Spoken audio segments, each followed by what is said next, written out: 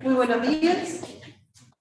Vamos a dar entonces inicio a este acto académico de defensa de trabajos de tesis doctoral presentado por el licenciado Mariano Daniel Elea para optar por el grado académico de doctor en Ciencias Biológicas y que trata sobre el tema estudios bioquímicos, moleculares y funcionales en lactobacilos de potencial relevancia industrial. Este trabajo fue realizado bajo la dirección de la doctora Elvira María Eber y la codirección de la doctora Lucila Saavedra. El tribunal examinador, aquí presente, designado por resolución número 279 del 2022, al referéndum del Consejo Directivo de esta facultad, está integrado por el doctor Víctor Sebastián Blancato, la doctora María Carolina Maldonado Galdeano y el doctor Augusto Belomí. Como representante de la Comisión de Supervisión se encuentra presente el doctor José Sebastián Dávila Pó. Una vez concluida la exposición del tesista, el jurado va a realizar las preguntas pertinentes y luego redactará el dictamen. Al finalizar este acto académico, vamos a concluirlo con la lectura del dictamen del tribunal examinador. Rogamos que silencien los celulares, por favor. Gracias. Buenos días a todos. Esta tesis se titula Estudios bioquímicos, moleculares y funcionales en lactobacilos de potencial relevancia industrial. La misma se llevó a cabo en los laboratorios del CERERA bajo la dirección de las doctoras Elvira Eber y Lucila Saavedra. Como una breve introducción, las bacterias lácticas han sido históricamente utilizadas para la elaboración y conservación de alimentos. Comprenden diversas familias y son un grupo heterogéneo de bacterias gram-positivas. Presentan morfología cocoide o bacilar, son inmóviles, no esporulantes, anaerobio o aerotolerantes y presentan un bajo contenido de GC. Se caracterizan por la producción de ácido láctico como producto mayoritario de la fermentación de azúcares y tienen carácter gras por lo que son utilizados en la elaboración de alimentos. En esta tabla se resumen las principales especies pertenecientes a la familia Lactobacilliaceae utilizadas para la elaboración de productos fermentados. En esta tesis nos enfocaremos en estudiar la especie Lactobacillus delbrueckii, la cual es ampliamente utilizada para la elaboración de yogures, quesos y bebidas a base de leche fermentada. Esta especie presenta morfología bacilar, son organismos homofermentativos y la especie comprende 6 subespecies diferentes: la subespecie vulgaricus, delbrueckii, lactis, indicus, jacobseni y zunki. De estas 6 subespecies, las 3 primeras son utilizadas a nivel industrial y son las que estará enfocado este trabajo de tesis. Como mencioné, estas bacterias son utilizadas principalmente en la elaboración de productos lácteos fermentados. Como la leche, es rica en proteínas, principalmente en caseína, pero pobre en aminoácidos libres. Para que estas bacterias puedan crecer y alcanzar altas densidades celulares en cultivos, se requiere un sistema proteolítico completo que les permita utilizar la caseína de la leche como fuente de nitrógeno. Este sistema, además, contribuye a las características organolépticas y biológicas de los productos funcionales y puede contribuir a las características funcionales a través de la liberación de péptidos con actividad biológica. Los componentes del sistema, dentro de los componentes del sistema proteolítico se destaca la proteinasa, la cual es la enzima clave responsable de la hidrólisis inicial de la caseína de la leche para dar lugar a oligopéptidos y péptidos que pueden entonces ingresar al citoplasma gracias a la presencia de sistemas de transporte. Una vez dentro, los oligopéptidos y péptidos son escindidos por endopeptidasas y aminopeptidasas para dar lugar a aminoácidos libres, los cuales pueden ser entonces utilizados por la célula como fuente de nitrógeno. Como mencioné, el sistema proteolítico puede contribuir, además de las características funcionales, a través de la liberación de péptidos con actividad biológica. Actividades como anticancerígena, antiinflamatoria, antioxidante, inmunomoduladora, entre otros. En nuestro laboratorio se estudió el sistema proteolítico de bacterias lácticas utilizando como cepa modelo la cepa de Lactobacillus delbrueckii, su especie Lactis CRL581. El genoma de esta cepa se encuentra secuenciado Y el análisis del sistema proteolítico reveló que presenta un único gen PRTL, el cual codifica para una proteinasa. La actividad de la proteinasa PRTL es máxima en un medio químicamente definido y es reprimida en presencia de péptidos como la calcitona. Se demostró además que esta cepa es capaz de liberar péptidos bioactivos a partir de beta-caseína, péptidos tales como antihipertensivos, antimutagénicos y antiinflamatorios. En esta tabla se resume la importancia comercial de las distintas subespecies de lactobacilos del Bruki, siendo las más importantes a nivel comercial las subespecies Bulgaricus y Lactis. Considerando la importancia del sistema proteolítico de bacterias lácticas y la posible contribución del mismo a las características funcionales de los alimentos a través de la liberación de péptidos bioactivos, nos propusimos como objetivo general de esta tesis realizar estudios bioquímicos moleculares y funcionales en cepas de lactobacilos del Bruki, a fin de profundizar el conocimiento científico del sistema proteolítico de bacterias lácticas y sentar las bases para el diseño de un producto lácteo funcional. Para llevar a cabo este objetivo, se seleccionaron 36 cepas de lactobacilos del Bruki pertenecientes al cepario del Cerera. Se plantearon 4 objetivos específicos. En el primero se caracterizaron las 36 cepas utilizando RED-PCR. A partir de este objetivo se seleccionaron cepas para llevar a cabo el objetivo específico número 2, el cual consistió en caracterizar la actividad proteolítica de las mismas. A partir de los resultados obtenidos en este punto, se seleccionaron las cepas de mayor actividad proteolítica para estudiar in vivo la capacidad inmunomoduladora de los péptidos bioactivos liberados y de las cepas per se, utilizando un modelo murino. Finalmente, en el cuarto objetivo, se estudió in vitro la capacidad inmunomoduladora de las cepas y de los péptidos bioactivos utilizando cultivos celulares. Como mencioné, en el objetivo número 1, nos propusimos caracterizar la diversidad genómica de cepas de lactobacilos del Bruki mediante perfiles genéticos utilizando RED-PCR. Se seleccionaron entonces 36 cepas pertenecientes al cepario de Cerera, las cuales se muestran en esta tabla y en esta tabla. Esas 36 cepas fueron caracterizadas mediante RED-PCR, obteniendo los perfiles de banda que ven en pantalla. A partir de los perfiles de banda se construyó el endograma, en el cual se observa marcado en rojo las cepas pertenecientes a la subespecie Bulgaricus. En verde se marca la cepa perteneciente a la subespecie del Bruki y en azul la perteneciente a la subespecie Lactis. También se indica la cepa modelo CRL581. Como podemos observar, el método de RED-PCR permitió diferenciar las distintas cepas, a excepción de las cepas 927 y 933 y de las cepas 863, 871 y 872. Las cepas se agruparon en clústeres de manera independiente a la subespecie a la que pertenece.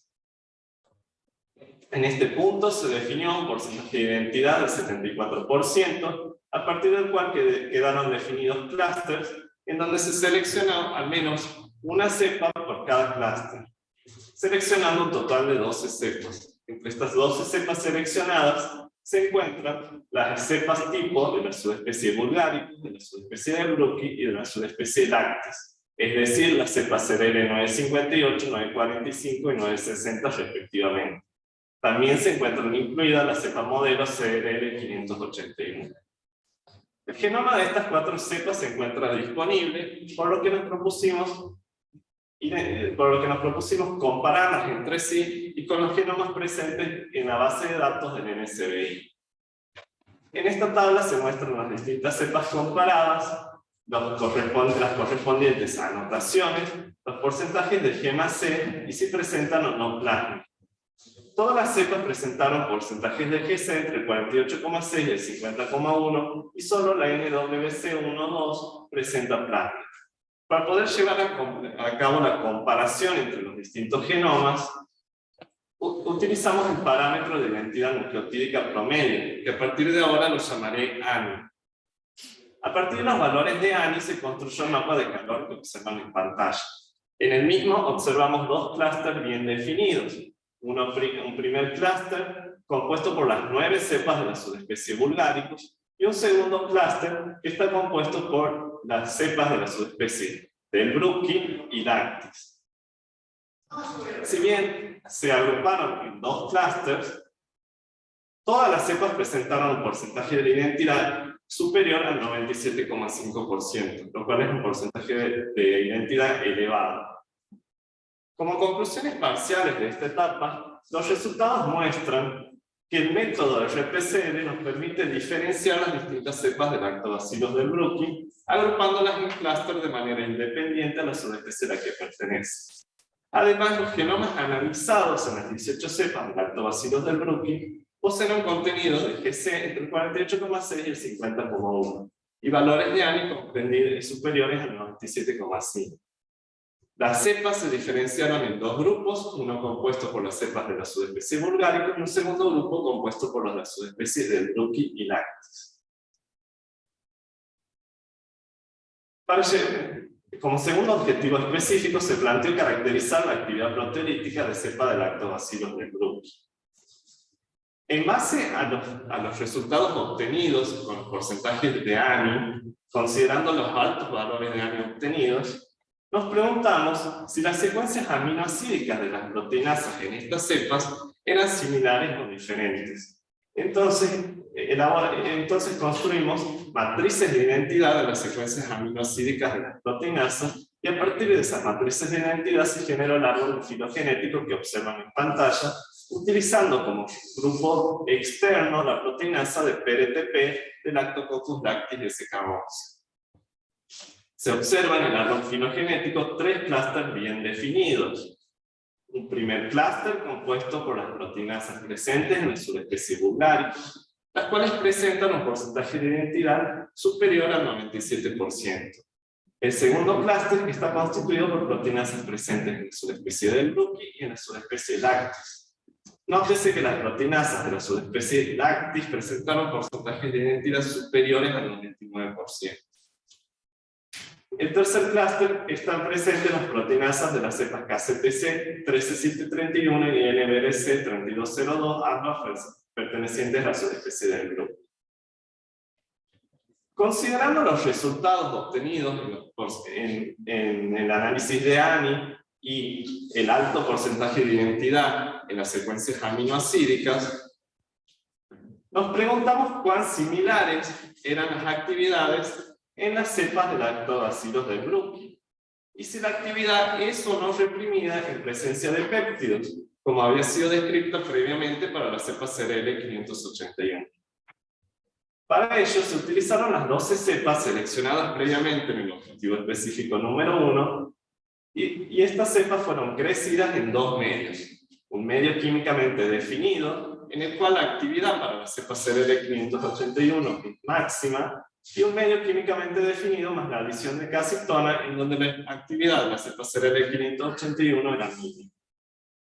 Y se caracterizó la actividad mediante dos métodos: perfiles de degradación de caseína y reacción con un sustrato cromogénico.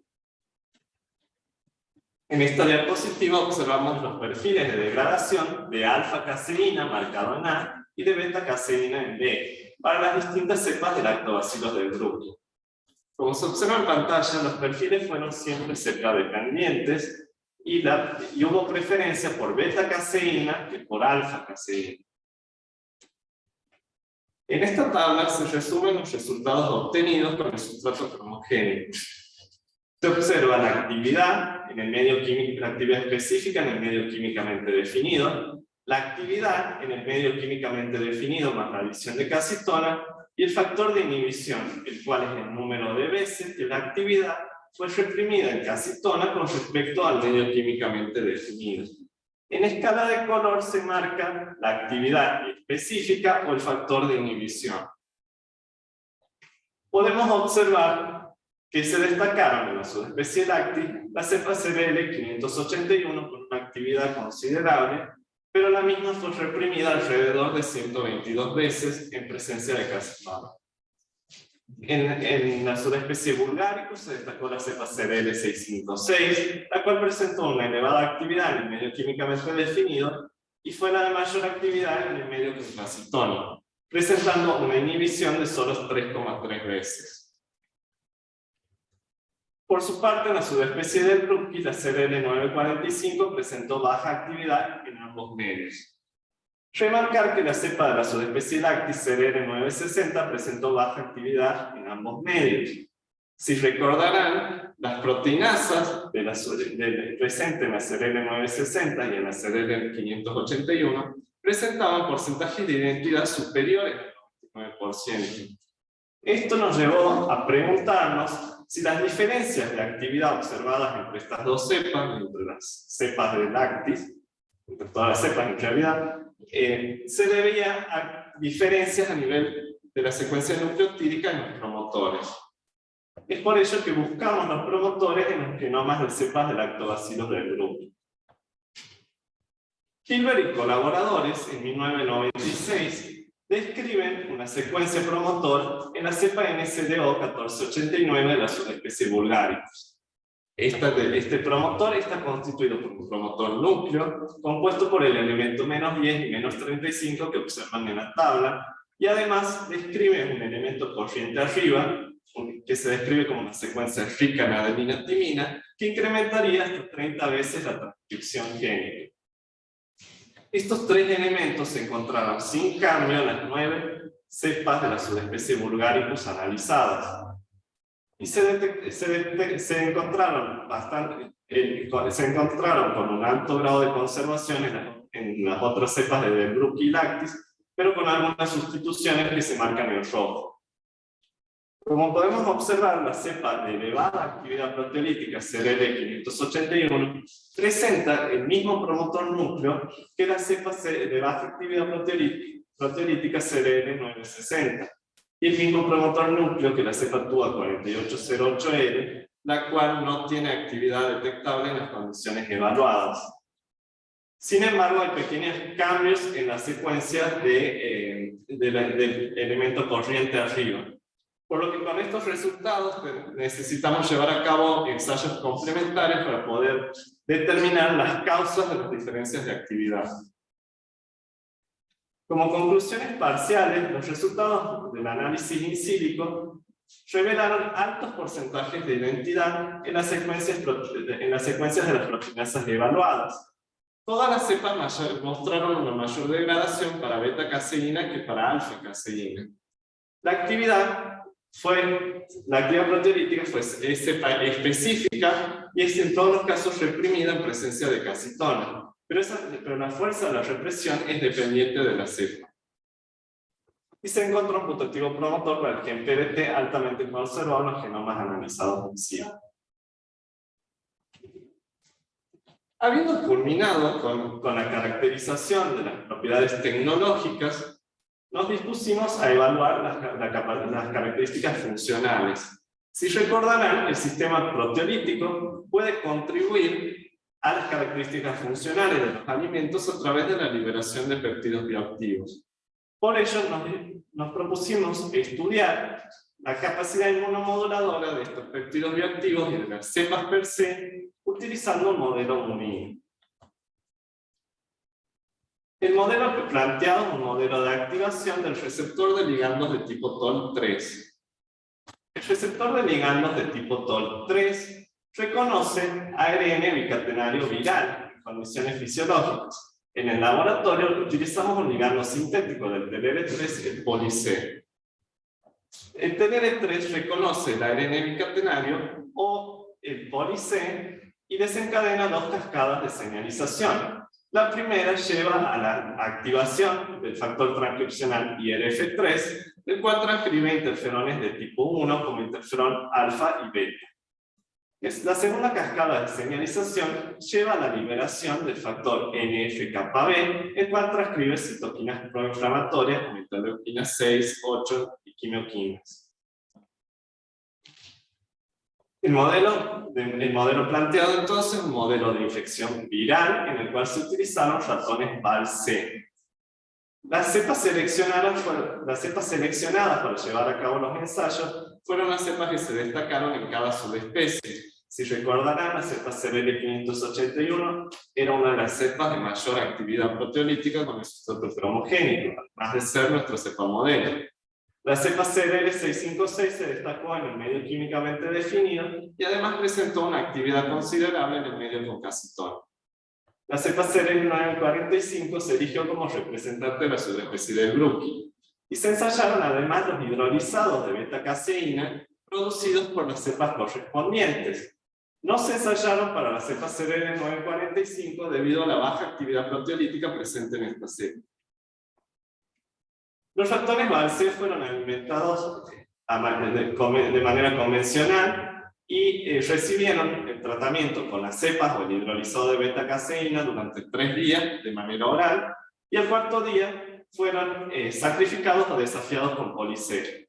Los ratones sacrificados fueron sacrificados para determinar los parámetros basales. Los ratones desafiados con Poli-C, administrados por vía intraperitoneal, fueron sacrificados 24 horas posteriores para llevar a cabo el muestreo. Se determinó la capacidad fagocítica de los macrófagos peritoneales mediante 2 metodologías. Un ensayo de fagocitosis ex vivo, el cual consiste en incubar los macrófagos con Candida albicans, y un segundo ensayo del estallido respiratorio, en el cual se utiliza el reactivo azul de nitrotetrazolio o NBT, que en presencia de especies reactivas del oxígeno es reducido, dando lugar a formazan, el cual es insoluble y de una coloración azul intensa, por lo que se cuenta el porcentaje de macrófagos activados en ambos casos. Con respecto a las muestras de intestino, se llevaron a cabo cortes histológicos de extinción con hematoxilina y eosina, y se extrajo fluido intestinal para determinar el enterice en inmunoglobulina A previo al desafío y las citoquinas interferón gamma interleuquina 10. En esta diapositiva se muestran los resultados obtenidos previo al desafío con Poli-C o a nivel basal. Se muestran los porcentajes de macrófagos activados por el modelo ex vivo y por NBT, los niveles de inmunoglobulina A, secretona intestinal, interferón gamma intestinal e interleuquina 10 intestinal. Para los grupos de ratones controles, ratones que recibieron la cepa CRL581, los que recibieron el hidrolizado de esta cepa, los que recibieron la cepa CRL656 y los que recibieron el hidrolizado de beta-caseína producido por la cepa CRL656. Y finalmente los que recibieron la cepa CRL945.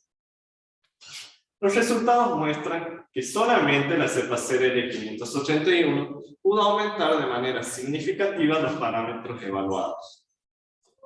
En esta diapositiva se muestran los resultados obtenidos post desafío con Poli-C para los porcentajes de fagocitosis mediante los 2 métodos, interferón gamma e interleuquina 10.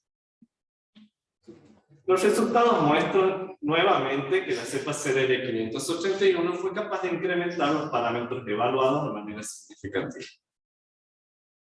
En esta diapositiva observamos los cortes histológicos del intestino mediante una tinción con hematoxilina y eosina. Se muestran los grupos de ratones controles, los ratones que recibieron la cepa CRL581, los que recibieron la cepa CRL656 y los que recibieron la cepa CRL945. A nivel basal o previo al desafío con Poli-C y post desafío con Poli-C. Como podemos observar, el desafío con Poli-C ocasionó en los ratones controles inflamación y presencia de edema.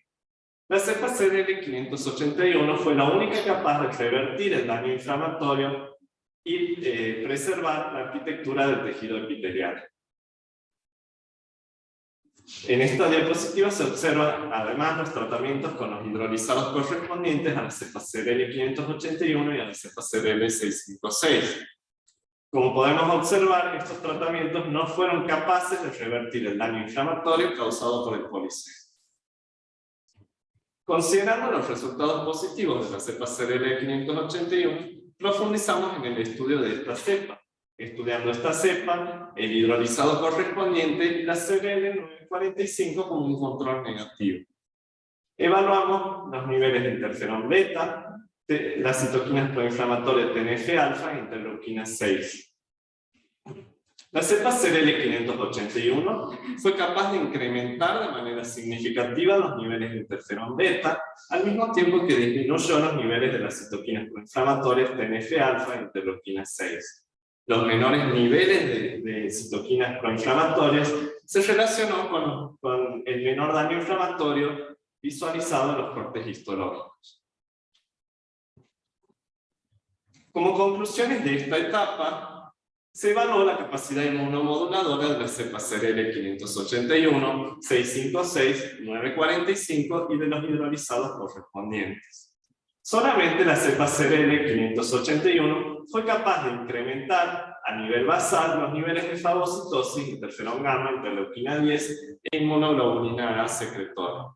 Además, esta cepa, en el contexto de activación del TLR3 por poli-C, fue capaz de incrementar los niveles de fagocitosis, interferón gamma, interleuquina 10, interferón beta, y de disminuir la interleuquina 6 y el TNF-alfa, lo que se relacionó con el menor daño inflamatorio observado en los cortes histológicos. Los resultados muestran que la cepa de elevada actividad proteolítica, lactobacilos del Bruki, CRL581, es capaz de modular la respuesta inmune innata antiviral. Considerando los resultados prometedores obtenidos con la cepa CRL581, nos propusimos profundizar en el estudio de los mecanismos involucrados en esta capacidad inmunomoduladora, estudiando la cepa y los hidrolizados de beta-caseína, utilizando cultivos celulares.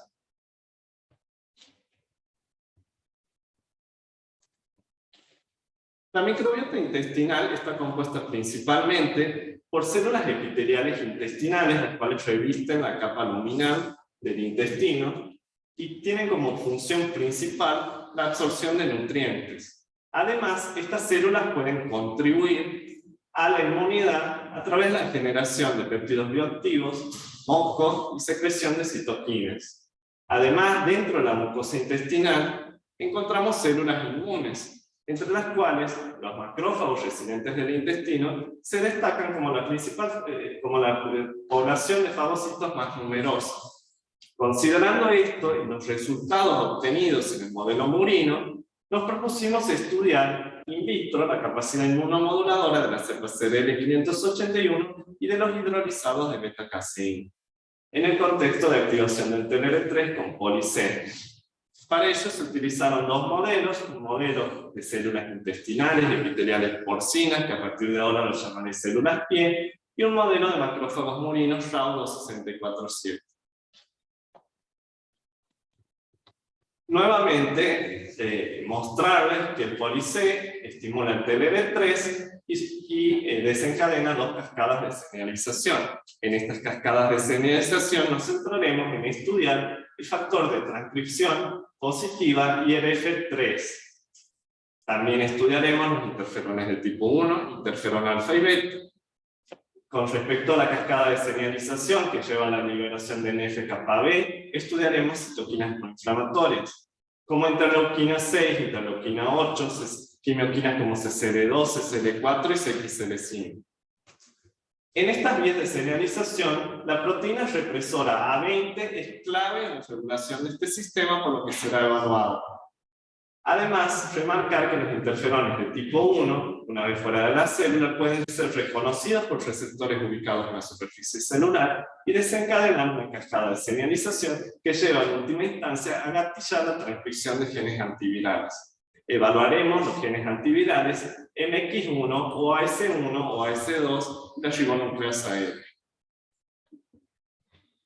En esta diapositiva se muestra el esquema de trabajo empleado para evaluar la capacidad inmunomoduladora de la cepa CRL581 y de su hidrolizado en el cultivo con células pie. Podemos observar que se llevó a cabo un estímulo con las células de la CRL581 o con el hidrolizado de beta-caseína durante 48 horas. A las 48 horas se desafió con poli-C para posteriormente llevar a cabo un muestreo a las 12 o a 24 horas, según corresponde. Y se cuantificó la expresión relativa mediante PCR cuantitativa. evaluando los genes reguladores IRF3 a 20, los interferones de tipo 1, interferón alfa y beta, los genes antivirales MX1, ribonucleasa L, o AS1 o AS2, y las citoquinas de la respuesta inflamatoria, interleuquina 6, interleuquina 8, la quimioquina CXCL5, que es quimioatrayente de neutrófilos, CCL2, que es quimioatrayente de monocitos, y CCL4, que es quimioatrayente de linfocitos, natural killer y monocitos. En esta diapositiva se muestran los resultados de expresión relativa obtenidos para el regulador transcripcional positivo IRF3, para el represor A20 y para los interferones de tipo 1, interferón alfa y beta. Los grupos evaluados son el grupo control, el grupo basal, que son las células pie que reciben un solo POLIC, el grupo que recibió la cepa CRL581 más el tratamiento con POLIC, y el que recibió el hidrolizado de beta-caseína producido por la cepa CRL581 más el desafío con POLIC. Los resultados muestran que la cepa CRL581 fue la única capaz de incrementar de manera significativa los niveles de expresión del regulador positivo IRF3, al mismo tiempo que redujo de manera significativa los niveles de expresión del represor A20. En relación a esto, se dio un incremento para el tratamiento con esta cepa de los niveles de expresión de los interferones de tipo 1, interferón alfa y beta. Si recordarán, los interferones de tipo 1 gatillan la expresión de genes antivirales, por lo que se evaluó la expresión relativa del MX1, ribonucleasa L, o AS1 y OAS2. Como podemos observar, a las 12 horas, no hubo cambios significativos para el tratamiento con la cepa con el hidrolizado en ninguno de los 4 genes evaluados. Sin embargo, a las 24 horas observamos incrementos significativos en la expresión del gen MX1, OAS1 y OAS2 con la cepa CRL581. Con respecto a la producción de citoquinas proinflamatorias, evaluamos la expresión relativa de interleuquina 6 e interleuquina 8. La cepa CRL581 fue capaz de reducir de manera significativa los niveles de expresión de la citoquina interleuquina 6 e interleuquina 8. Además, la cepa CRL581 fue capaz de incrementar de manera significativa los niveles de expresión de la quimioquina CCL4. Tanto el hidrolizado como la cepa CRL581 fueron capaces de incrementar los niveles de expresión de la quimioquina CXCL5. Y no se observaron cambios para CCL2. En esta diapositiva observamos el esquema de trabajo utilizado para evaluar la capacidad inmunomoduladora de la cepa y del hidrolizado en el modelo de macrófagos murino. Se llevó a cabo un estímulo durante 12 horas para desafiar con POLIC y llevar a cabo posteriormente, 12 horas después, el muestreo correspondiente, evaluando mediante expresión relativa por PCR cuantitativa los genes de interferones, interferón alfa, beta y gamma, los genes antivirales MX1 o AS1, las citoquinas proinflamatorias de interleuquina 1 alfa, 1 beta y TNF alfa, y las citoquinas regulatorias de interleuquina 10 y 27. Los resultados muestran que la cepa CRL581 fue la única capaz de incrementar de manera significativa los niveles de expresión de los interferones de tipo 1, interferón alfa e interferón beta. En relación a esto, se encontró para este tratamiento con esta cepa incrementos en los niveles de expresión de los genes antivirales OAS1 y MX1. Tanto la cepa CRL581 como el hidrolizado fueron capaces de incrementar los niveles de expresión de interferón gamma, pero el incremento fue mayor para la cepa CRL581.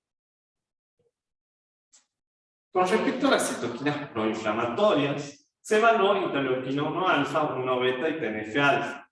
La cepa CRL581 incrementó los niveles de expresión de interleuquina 1 beta y TNF alfa, no observándose cambios en interleuquina 1 alfa. Se evaluó también las citoquinas regulatorias, interleuquina 10 e interleuquina 27.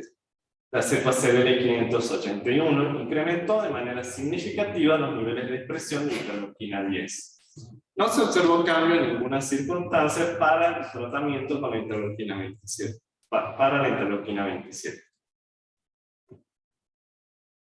Como conclusiones de esta etapa, se vio en células pie estimuladas por la cepa CDL581 en el contexto de activación del TLR3 por poli-C, un incremento en los niveles de expresión del factor positivo IRF3 y una reducción en los niveles del represor A20. En relación a esto, se vieron incrementados los niveles de expresión de los interferones tipo 1 e interferón alfa-beta, y los cuales estarían gatillando la expresión de los genes antivirales o AS1 o AS2 y MXG. Además, el estímulo con la CDL581 redujo las citoquinas preinflamatorias de interleuquina 6 y 8, y se vio un incremento de CXCL5 y CCL4. En macrófagos, el estímulo con la cepa CDL581 en el contexto de activación del TLR3 por poli-C incrementó los niveles de expresión de interferón alfa, beta y gamma. Esto se relacionó con niveles de expresión incrementados para los genes antivirales, OAS1 y MX1. También se vio incrementada la expresión de interleuquina 10, interleuquina 1 beta y TNF-alfa. Como conclusiones, los resultados in vitro complementan los estudios realizados in vivo, demostrando que la cepa lactobacillus del Brooke CDL581 es una cepa inmunobiótica con potencial para el desarrollo de alimentos funcionales.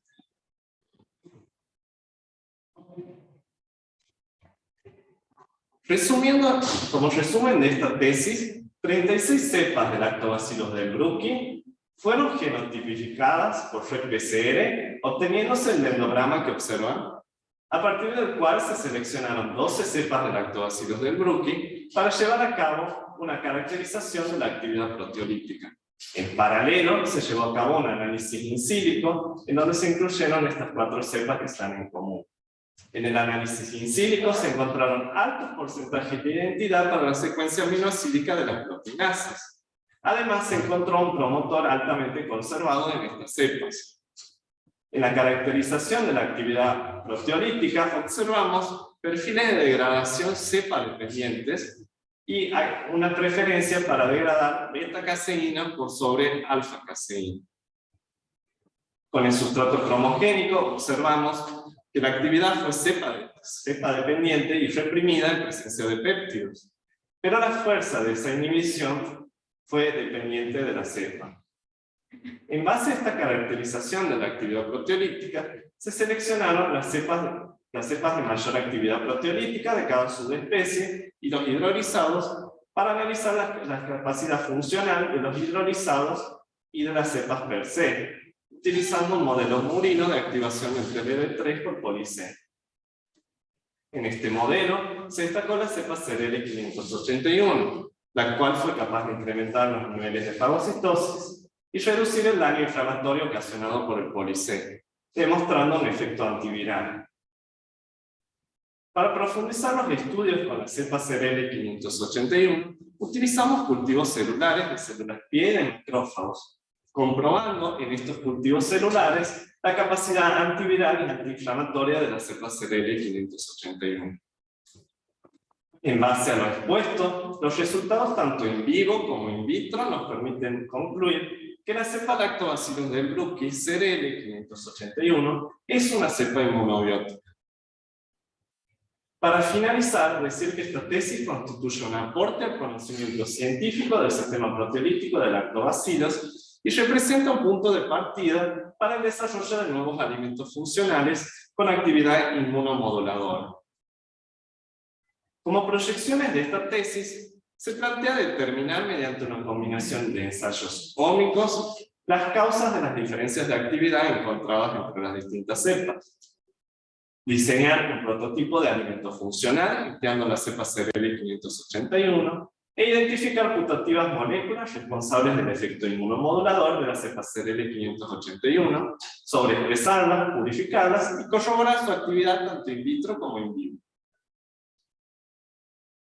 Este trabajo de tesis dio lugar a las siguientes presentaciones en congreso, a las siguientes publicaciones en revistas con referato, y no quiero terminar sin agradecer al CERELA que me abrió las puertas, al financiamiento otorgado por CONICET y agencia, y a la Sociedad Japonesa para la Promoción de la Ciencia, la cual me benefició con una beca Core2Core que me permitió viajar a Japón a llevar a cabo los ensayos con cultivos celulares que les mostré en el objetivo específico número 4. No quiero finalizar sin agradecer el apoyo de mi familia, agradecer a mis directoras Billy y Lulu por el acompañamiento durante estos 5 años, agradecer al grupo de trabajo, pues no podría haber pedido un mejor grupo de trabajo, agradecer a los doctores Villena y Kitazawa por los aportes a esta tesis, agradecer a la comisión de supervisión, el doctor David Acosta y Raúl Raya, agradecer a mis compañeros, al personal de CERELA, a mis amigos, y agradecerles a todos ustedes por su atención.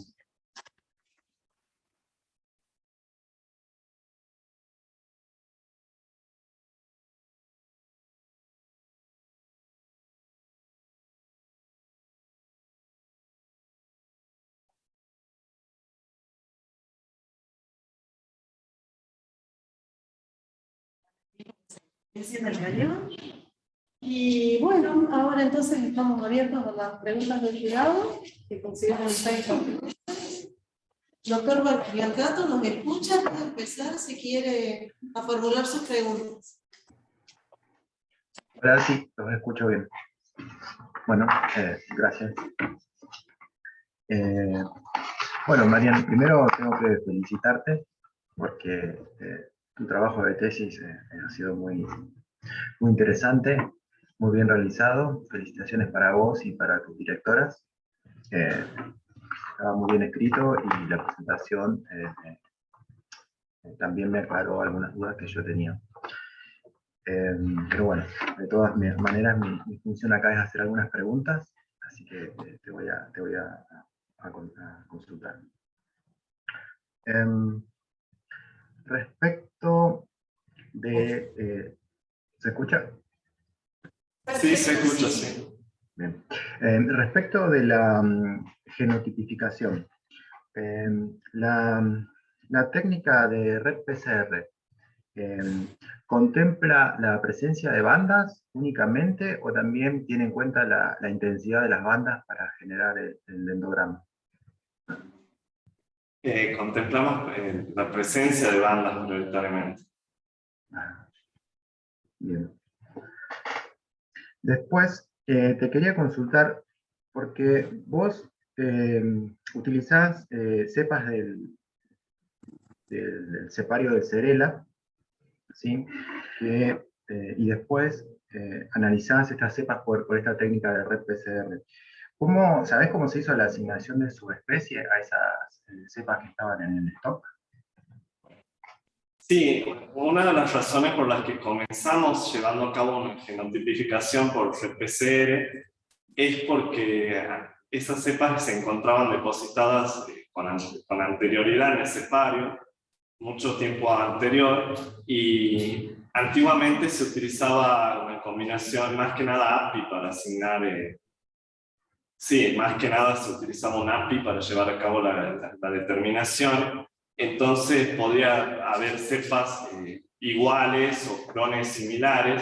De hecho, probablemente la CRL927 o la 933 fueron aisladas el mismo año por el mismo investigador, lo cual nos lleva a pensar que podrían ser clones de la misma cepa o la misma cepa. Entonces, sí es algo que tuvimos en cuenta y por eso llevamos a cabo una genotipificación al inicio. Probablemente la especie está bien asignada, sí, es casi seguro que está bien asignada la especie, pero sí puede haber clones repetidos, por eso utilizamos la técnica de genotipificación al inicio. Claro, sí. Te consultaba porque me llamaba la atención de que, digamos, en tu trabajo vos decís que la técnica esta de red PCR no coincidía, como que no permitía asignar bien la especie sobre la subespecie. sí, perdón, la subespecie, respecto de las que estaban en el stock, pero Sí, no permite ¿cuál sería más confiable? Porque por eso preguntaba cómo habían sido asignadas la subespecie de lo que estaba guardado. La subespecie por lo general, por 16S hay que asignarla, comparando con las secuencias consenso disponibles. Bien. Claro, a eso apuntaba mi pregunta siguiente, era qué otra técnica se te ocurría o sabías que existía para poder asignar la subespecie y poder aplicarla, sin llegar a la secuenciación completa del genoma. Claro. Bien. Después, ya pasando al siguiente capítulo, sería página 74, ya te digo. Esto era la parte de los promotores. Yo soy más bien biólogo molecular y me gustan los promotores, entonces tengo que preguntarte de eso.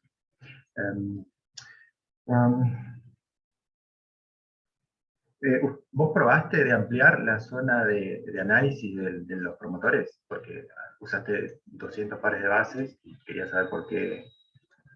Presentó los resultados de los 200 pares de base por recomendación de la Comisión de Supervisión para no hacer tan larga el análisis, porque está muy conservada esa zona, pero en realidad se evaluó los 500 pares de base corriente arriba. No 200, se evaluó 500 pares de base y está altamente conservado la secuencia.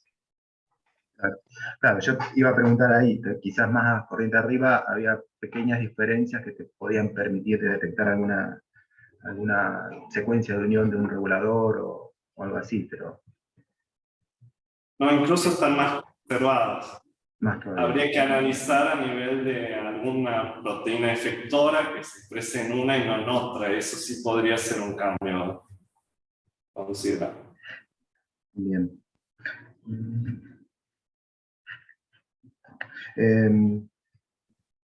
¿Tiene alguna estructura, hiciste alguna predicción de estructura secundaria de los promotores? No, no estudiamos.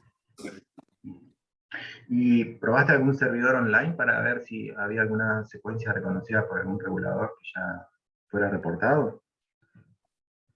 El problema que tuvimos con los servidores en línea es que las bases de datos están muy focalizadas en Escherichia coli y los resultados eran totalmente disímiles. Entonces nos basamos en el trabajo de Gilbert y colaboradores, en donde ya habían trabajado con ese promotor y habían comprobado ese promotor. Y al encontrarlo conservado, consideramos que era el correcto. Pero sí, el primer enfoque que realicé es trabajar con servidores, pero eran muy disímiles los resultados entre cada servidor, porque están muy focalizados en Escherichia coli u otros organismos modelos, no a lactobacillus del grupo. Está bien, bien.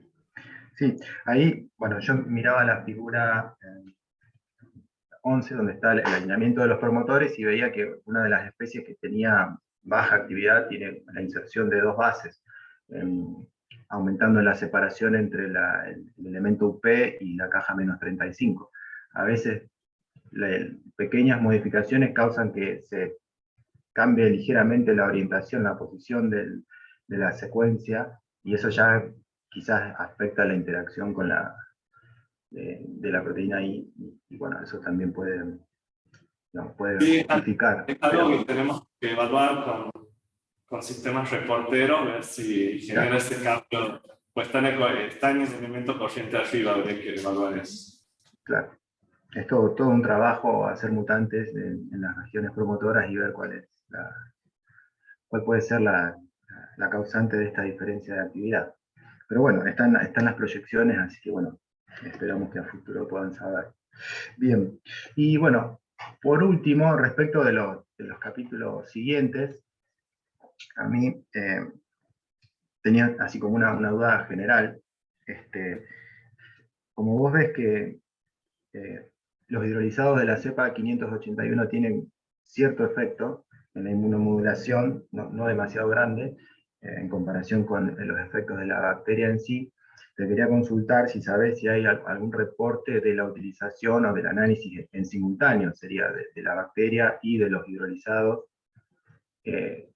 sobre el efecto inmunomodulador. Que quizás ahí se está perdiendo alguna sinergia o algo. Es algo que tenemos planteado evaluar, utilizar a la vez la cepa y el hidrolizado para ver si hay o no efectos sinérgicos, porque veíamos un pequeño incremento en algunas quimioquinas y en interferón gamma, pero sí, no hay muchos reportes trabajando con beta-caseína. Con beta-caseína sola, con hidrolizados, hay reportes en modelos murinos y inductivos, pero no con efectos sinérgicos entre una cepa y el hidrolizado. Hay pocas cepas proteolíticas con capacidad inmunobiótica, yo creo que no hay ninguna descrita hasta ahora. De hecho, de lactobacillus del Bruki, solo hay 2 cepas descritas con capacidad inmunomoduladoras, la R1, que estaba presentada en la tabla, y la TUA 4408L de la especie del Bruki. Y esta cepa, la TUA 4408L, presenta una actividad no detectable en las condiciones evaluadas, entonces podría ser interesante estudiar la combinación de los péptidos liberados por la 581 más la cepa. Porque de hecho previamente se vio la capacidad inflamatoria de la cepa de los hidrolizados en un modelo de colitis inflamatoria. Entonces sería interesante combinar las dos propiedades. Bueno, felicitaciones otra vez. Yo no tengo más preguntas. Paso la posta a mis compañeros del jurado. Muchas gracias, doctor. ¿Preguntas? Bueno, Mariana, primero felicitarte por la tesis, muy completa, muy linda. Ha seguido una secuencia interesante. Y felicitar a través de vos también a tus directoras, a Mili y a Priscila, por el excelente trabajo. Con respecto a la presentación, me ha parecido excelente, porque leer la tesis realmente era fácil, digamos, bastante muy bien escrita, pero la presentación, la verdad que te deja, digamos, más claras ciertas cosas. Sin embargo, bueno, hay algunas preguntas que te quería hacer, que me quedaron ahí dando vueltas, y sobre todo me voy a centrar un poco más en lo que Mari un poco más solidez, ¿no? Por un lado, cuando ustedes eligen la dosis para utilizar el modelo murino in vivo, hablan de una administración, digamos, de lactobacilos o de los hidrolizados, y no mencionas 3 días de administración. En la tesis, yo leyendo no me acuerdo en este momento, pero creería que cité por qué, o si había algún trabajo previo para el cual ustedes elegían 3 días. ¿A qué apunta mi pregunta? A que sabemos que muchos de los efectos de estas bacterias son dependientes de cepa, pero también de dosis. ¿En qué se basaron ustedes para elegir esa dosis de 3 días? En estudios previos con el doctor Villena había puesto a punto el modelo administrando cepas de distintas especies durante 3 días y realizando ese esquema de trabajo. Y de hecho con la cepa CRL 581 encontramos a esos días encontramos el efecto deseado. Con respecto a la dosis, no fue la única dosis ensayada, fue un poco prueba y error. Fue la primera vez que utilizamos una dosis de un orden superior y era demasiado fuerte, entonces tuvimos que bajar la dosis. Y con respecto a los hidrolizados, podría ser necesario quizás más días. Y con respecto a la dosis, ustedes ponen 10 a la 8 células por ratón por día. ¿Cómo administran? ¿Por gavage? No, se lo dio por vía oral, con una jeringa. se lo hagan pero, porque no podemos dar por gavage porque evitaría la mucosa intestinal. claro, Justo lo pero que le estamos- daban al ratón con ratón, Sí, exacto. no lo ponían en la jaula, en el agua de bebida. No, no. Porque, bien. Porque ese detalle por ahí no me había quedado claro. Perfecto. Hay justo un punto que vos has marcado, el tema de los hidrolizados. Por ahí la dosis o la cantidad de días no ha sido la adecuada. ¿Vos dirías o descartarías, la pregunta llamada para vos, vos descartarías actividad inmunomoduladora por esos péptidos? Porque, a ver, por los resultados que hemos obtenido no había mucho cambio, salvo en algunas determinaciones. Yo considero que podemos probar con un modelo más largo, con más días de administración, para recién descartar. Previamente, en el modelo murino de colitis inflamatoria, los tiempos eran más prolongados. Entonces eso sí está como antecedente previo y deberíamos quizás intentar con tiempos más prolongados. La dosis me parece que es la adecuada de acuerdo a la bibliografía. El tiempo me parece que puede haber impactado. Sí, ese es un punto, digamos, que estaría muy bueno que lo sigan, porque me parece que por ahí, en este ensayo, digamos, cuando hicieron en la tesis, hemos llegado a revelar un poco de potencial de esa parte. Hay una cosa que me llamó mucho la atención. Cuando ustedes hacen el ensayo de actividad producida del NBT, Sí. ustedes determinan que el único que tiene un efecto positivo es la bacteria de la 81. Sin embargo, yo ahí difiero un poco con esos resultados, porque creo que están subestimando un poco los resultados técnicos, porque en los resultados del NBT ustedes tienen para el valor de control, entiendo que control sin estimular, o sea, patrones que no habían sido estimulados, ¿sí? Obtienen un valor altísimo, obtienen un valor de un 50% aproximadamente, si no me equivoco. Pasamos a ver. Ese es un valor sumamente alto. ¿Por qué? Porque sin estimular, estos valores de NBT están alrededor de un 20% aproximadamente, no más de un 30%. Sí, entonces ahí me surgió a mí la duda de que ustedes en ese control. Acá decís, sí, estos son con estímulo. Estímulo lo hicieron. Con policemia. Este es el control con policemia, ¿no? Y después en la En otra. anterior es con. En claro, ese. esta está con 5. En ese valor que no tiene ningún estímulo es un valor alto. Por sí ya está alto, es como si estuviese estimulado. Normalmente, como te digo, no superan el 30%. Ustedes tienen un valor de un 50%. Por lo que me llamó la atención y podrían estar subestimando los valores obtenidos para controlizar la cepa. ¿Ves? O sea, es evidente, es claro, que el CDR 581 lo estimula aún más, pero por ahí podrían estar subestimando a los otros. Sí, quizás de la ese valor de células están estimuladas. ¿Sí? Entonces, ahí por ahí deberían ver, quizás no es tan, no dejaría yo de tener en cuenta, como digamos informativo. Otra cosita.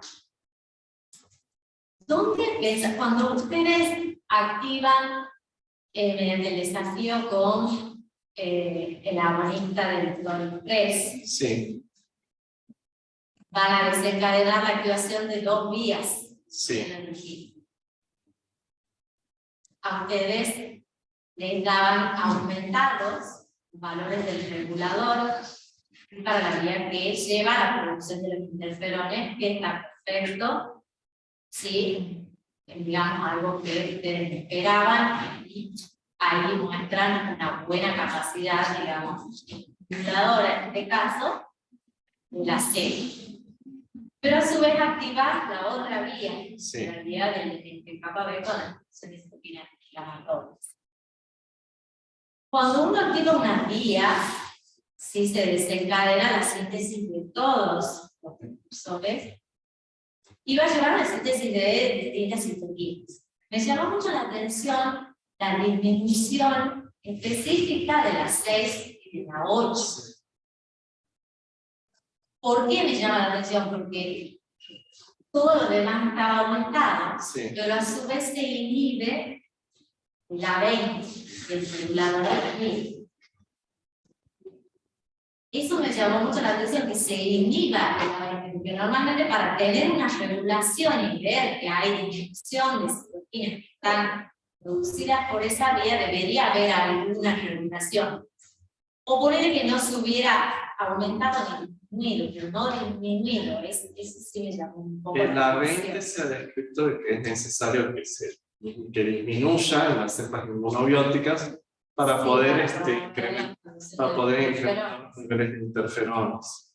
Con respecto a la vía concreta por la cual se reducen las citoquinas proinflamatorias, interleuquinas 6 y 8, eso es algo que queda Es un enigma, para sí, estudiar.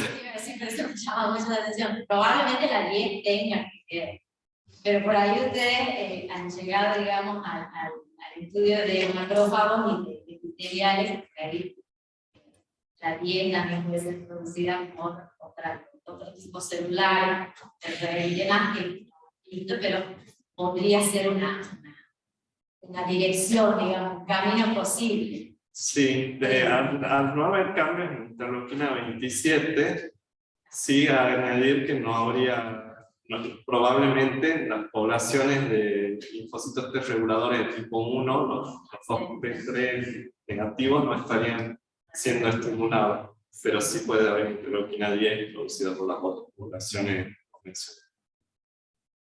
Y otra cosa que, bueno, quería decir, bueno, visto que en las proyecciones ustedes plantean ya ser funcional, quizás ahí puedan ver un poco más el efecto péptidos, porque el estudio, digamos, en los cultivos celulares, si bien está perfecto porque te simplifica un poco el panorama, ahí también podés dejar de lado otras cosas, porque el ambiente, digamos, intestinal es un ambiente muy complejo. Y hay muchas poblaciones distintas. Exactamente. Entonces, por ahí, además, esos péptidos no tengan un efecto per se sobre la célula epitelial, por ejemplo, ustedes lo que han estudiado hasta aquí, pero no habría que descartar que pudiera influir sobre otros microorganismos de la microbiota que puedan hacer, digamos, un efecto diferente.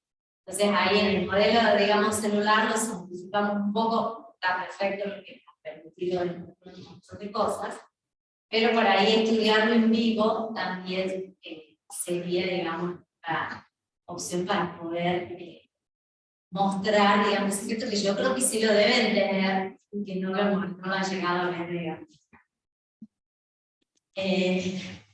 Bueno, nada más. Otra vez felicitarte, ha sido muy linda tu tesis y la explicación también. Así que bueno, te felicito.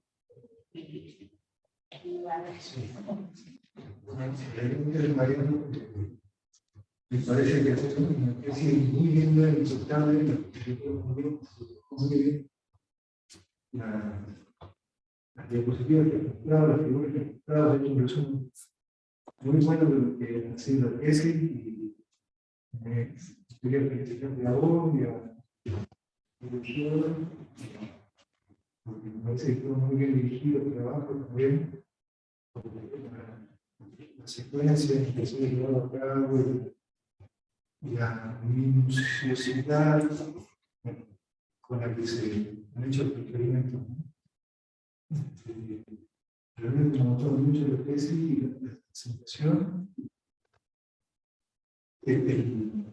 El papel también, ¿no? El manuscrito. Muy bien. Siempre muchas felicidades. Yo tengo algunas dudas de este tema, entonces no puedo decir nada.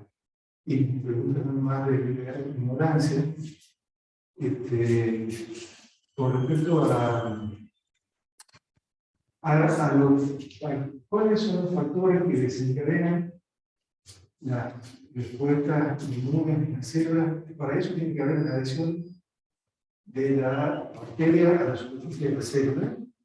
Eso está en discusión si es necesaria o no la adhesión. Están las dos posturas enfrentadas. Hay grupos que consideran que es necesaria la adhesión y la colonización de la bacteria para llevar a cabo un efecto inmunobiótico. Hay otros grupos que consideran que no es necesario. Históricamente se ha considerado la capacidad de adherirse y de colonizar bacterias como una capacidad probiótica.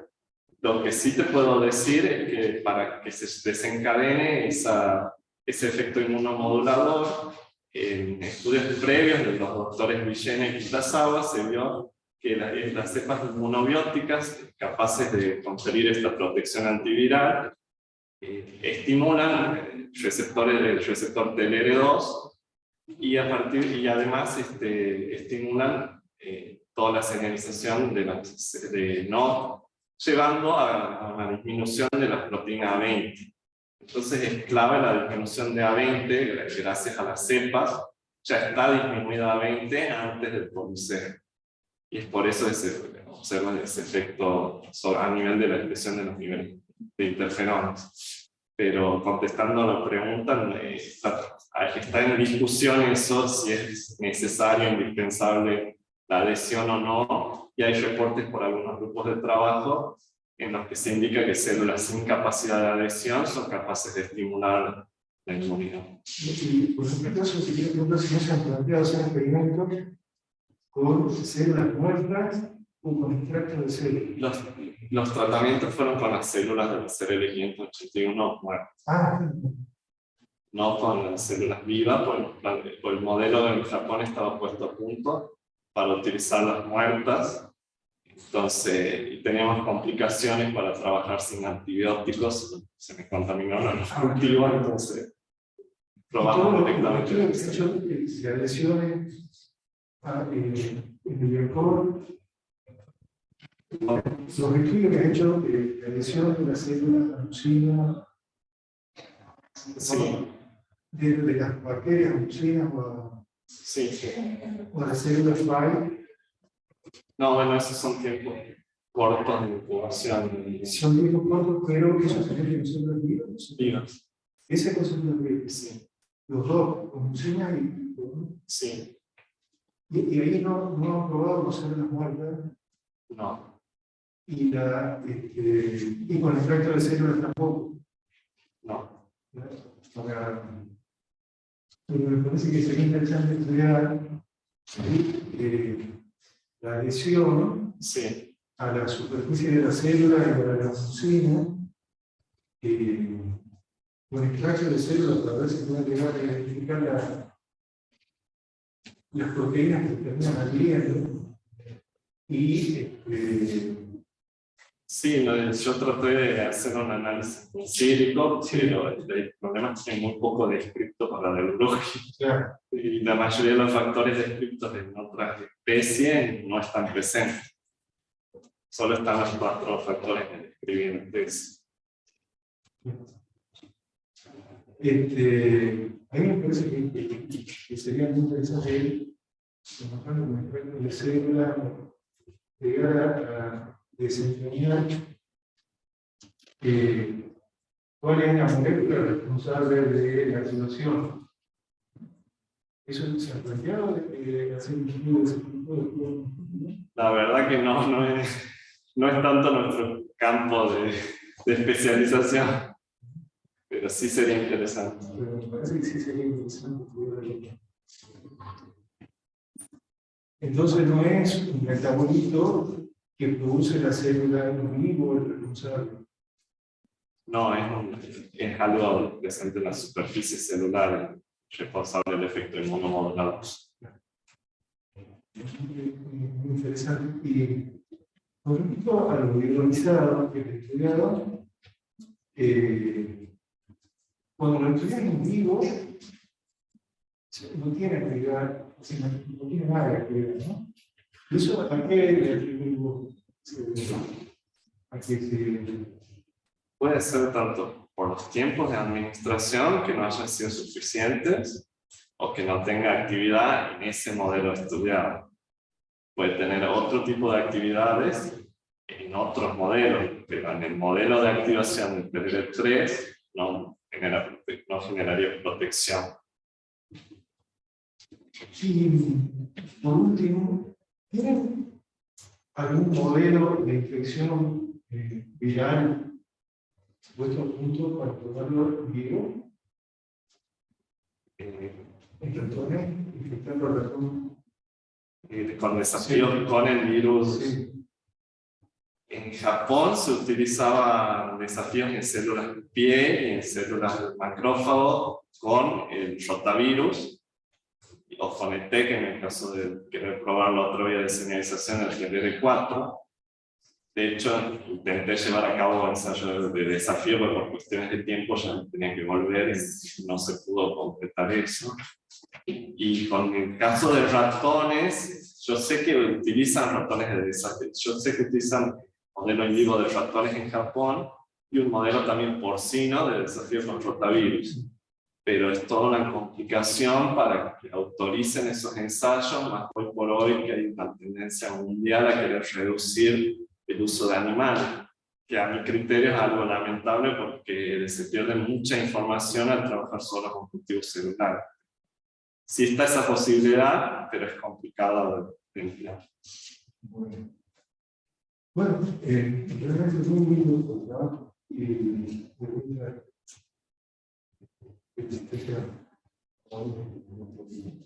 Muchas gracias. Bueno, Mariano, pregunta cuánto voy a hacer, porque ya tengo muchas respuestas. Tenía la suerte de seguir todo el desarrollo de la tesis, súper completa, porque lo dije, empezando el análisis de toma, a llegar a estudiar el mecanismo de una manera súper completa. Felicitar de nuevo a vos, Emilia, a director, la verdad que yo creo que este tipo de tesis se logra con dos cosas, que con mucha dedicación y con una buena dirección. Así que te complementan muy bien. Muchas gracias. Un aplauso.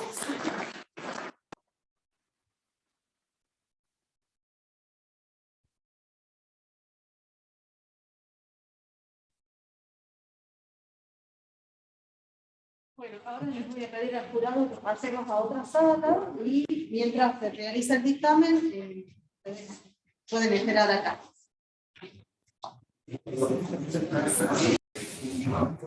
Ahí estamos. Ahí cerrar, por favor, la pantalla.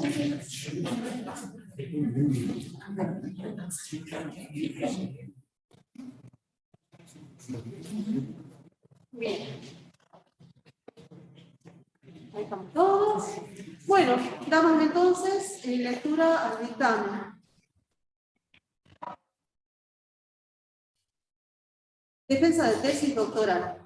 En la ciudad de San Miguel de Tucumán, 1 de julio del año 2022, siendo las 10 horas, en dependencias de la Facultad de Ciencias Naturales e Instituto Miguel Lillo de la Universidad Nacional de Tucumán, se constituye el tribunal examinador designado oportunamente para dictaminar en el trabajo de tesis doctoral formulado por el licenciado Mariano Daniel Elean, conducente a la obtención del grado académico superior de doctor en Ciencias Biológicas.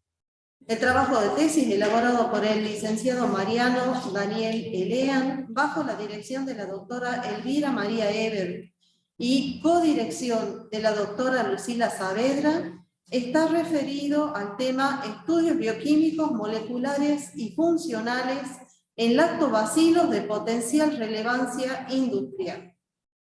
Fue desarrollado en exposición oral y pública ante los miembros del Tribunal Examinador, doctor Víctor Sebastián Blancato, doctora María Carolina Maldonado Galdeano y doctor Augusto Belomir, quienes formulan sus conceptos sobre la trascendencia académica de la tesis elaborada. La tesis presentada constituye un aporte original y valioso para la incorporación de bacterias lácticas en alimentos funcionales, que contribuyan no solo a la calidad del producto elaborado, sino también signifiquen un aporte a la salud del consumidor. En particular, se estudió la capacidad inmunobiótica de la cepa Lactobacillus del Broechi, subespecie Lactis CRL 581, en un modelo murino y en cultivos celulares de estimulación de TLR3 por poli-IC. La cepa L del Brequi, subespecie Lactis CRL 581, fue seleccionada a partir de 36 cepas proteolíticas de L del Brequi pertenecientes a la colección de cultivos de Cerela, que fueron tipificadas por REP-PCR. El manuscrito fue redactado de manera ordenada e ilustrado correctamente. Los resultados fueron discutidos de forma rigurosa y completa, incluyendo una revisión bibliográfica exhaustiva. La presentación oral fue clara y concisa. Los experimentos llevados a cabo fueron seleccionados para responder a los objetivos planteados inicialmente, contemplando el uso de una diversidad de técnicas bioinformáticas, genéticas, moleculares y bioquímicas, e incluyendo el análisis riguroso de los datos experimentales y controles adecuados. El tesista respondió con solvencia a las preguntas realizadas por los miembros del jurado, evidenciando su dominio sobre la temática del trabajo.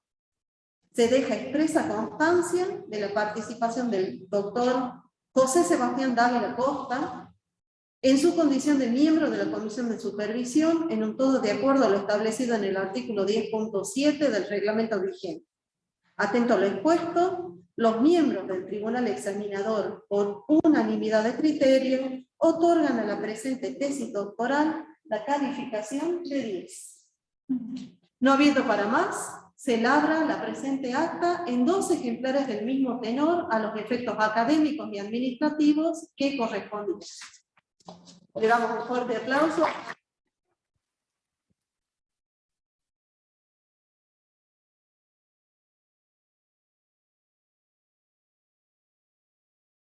Con esto damos por cerrado el acto y doy las muchas gracias.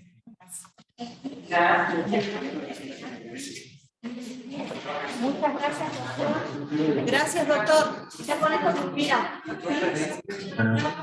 Le vamos a pasar después el acta.